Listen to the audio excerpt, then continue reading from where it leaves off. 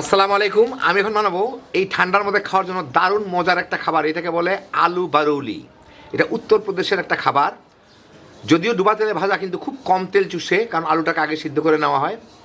তৈরি করা খুব সহজ, খাইতে অসাধারণ। তা আসলে দেখি শুরু করা যাক। আমি এখানে এই নতুন আলুগুলা ছোট সাইজের নিচ্ছি, দেখেন খোসা টোসা এগুলো সহ। এগুলো একটু ময়লা থাকে, আমি এগুলোকে একটু ভালো মতো ধুয়ে নিব। এর খোসা কিন্তু উঠাবো না। ধোয়ার পরে আমি এটাকে সিদ্ধ করে নিব, অন্তত পক্ষে 80-90% যাতে সিদ্ধ হয়, একদম যাতে গলে না যায়। মানে ভর্তা করার মতো সিদ্ধ না, এর থেকে একটু শক্ত রাখবো। তো আমি আলুগুলা সিদ্ধ করে পানি ঝরাই নিলাম। এর খোসাটা কিন্তু ফেলার দরকার নেই, খোসা থাকুক, অসুবিধা নাই চোষাটা। এখন এর মধ্যে আমি দিব হচ্ছে আমার অনুমান মতো বেসন। যতখানি বেসন দিব তার ডবল দিতে হবে কিন্তু আমার কর্নফ্লাওয়ার। তো আমি এখানে প্রায় 1.5 টেবিল চামচের বেসন দিলাম। এখানে 2 টেবিল চামচ কি 2.5 টেবিল চামচের মতো কর্নফ্লাওয়ার দেবো। এটা বেশিরভাগ কর্নফ্লাওয়ারাই কোট হয় আর কি। সাথে কিছু মশলা দিতে হবে। চাট মশলা দেয়, তো চাট মশলার বদলে আমি যা ব্যবহার করতেছি, এখানে আমি নিচ্ছি জিরার গুঁড়া, ধনিয়ার গুঁড়া, গোলমরিচ, মরিচের গুঁড়া, আর এটা হচ্ছে সাইট্রিক অ্যাসিড, না হলে লেবুর রস দিবেন টক করার জন্য। আর কর্নফ্লাওয়ার না থাকলে আপনারা চালের গুঁড়াও ব্যবহার করতে পারেন কিন্তু। স্বাদ মতো লবণ। আর যেহেতু এটা স্ট্রিট ফুড, ওরা একটু ফুড কালার ব্যবহার করে, তো আমি একটু ব্যবহার করলাম। না করলেও অসুবিধা নাই, কিন্তু করলে একটু লালচে লালচে দেখা গেলে জিনিসটা সুন্দর লাগে আর কি। তা আমি অল্প একটু জর্দার রং দিলাম এর মধ্যে। এখন এর সাথে সামান্য পানি দিয়ে এটাকে মিলাই নিতে হবে।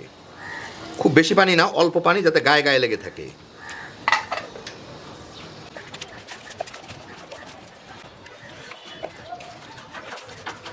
আলুগুলাকে ভালো মতো মেখে নিলাম। একটু সাবধানে মাখতে হবে, কারণ খোসাগুলো কিন্তু খুলে আসে। এই যেরকম একটু মাখা মাখা হইলেই হয়ে যায়, গায়ের মধ্যে ভালো মতো যাতে লেগে থাকে কিছু। এখন এগুলাকে আমি ভেজে নিব। আমি এখানে তেল হাই হিটে গরম করে এখন এইগুলাকে দিয়ে ভেজে নেব। তেলটা কিন্তু হাই হিটে গরম রাখতে হবে, কারণ এগুলা সিদ্ধ হওয়ার তেমন কিছু নাই। এইগুলাকে দিয়েই একটু বাদামি করে ভেজে নিলেই হয়ে গেল।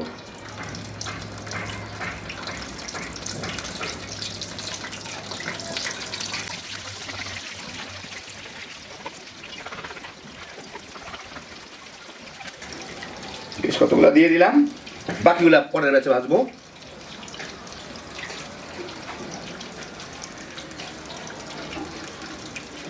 একটু খোঁচা দিয়ে ছাড়া দিই যাতে নিচে লেগে না যায়। হাই হিটে 6-7 মিনিট ভেজে নাড়ার সময় বোঝা যাবে এগুলো বেশ শক্ত হয়ে গেছে।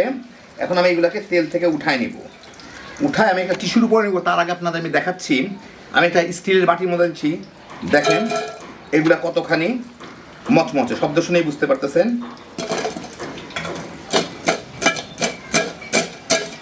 একদম মচমচে উপর দিকটা। বাকিগুলোকে আমি এইভাবে ভেজে নিব। এই দেখেন হয়ে গেল আমার দারুণ মজার আলুর বারুলি, উত্তরপ্রদেশের একটা স্ট্রিট ফুড। আলুটাকে আগে সিদ্ধ করে নেওয়ার জন্য ভিতরে কোনো তেলই ঢুকে না, আর উপরের অংশটা একদম মচমচে। তৈরি করা দেখলেন খুবই সহজ।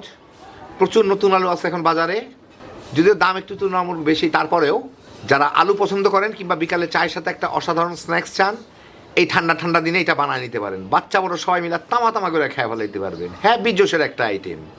আল্লাহ আপনাদের সবাইকে ভালো রাখুন, সুস্থ রাখুন, নিরাপদে রাখুন। ইনশাল্লাহ বেঁচে থাকলে আবার দেখা হবে। আল্লাহ হাফেজ।